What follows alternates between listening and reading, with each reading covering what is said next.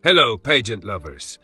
Usap-usapan ngayon ang umano'y kagustuhan ni Miss Universe 2025 Fatima Bosch na magkaroon din ng sarili niyang wax figure bilang bahagi ng kanyang legacy bilang Miss Universe.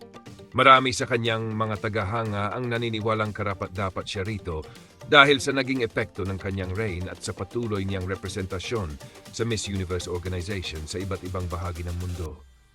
Ayon sa mga pageant fans, kung may isa sa katuparan nito ay makakasama ni Fatima ang ilan sa mga pinakasikat na Mexican Miss Universe winners na nagkaroon na rin ng wax figures, kabilang sina Lupita Jones, Miss Universe 1991, Ximena Navarrete, Miss Universe 2010, at Andrea Meza, Miss Universe 2020.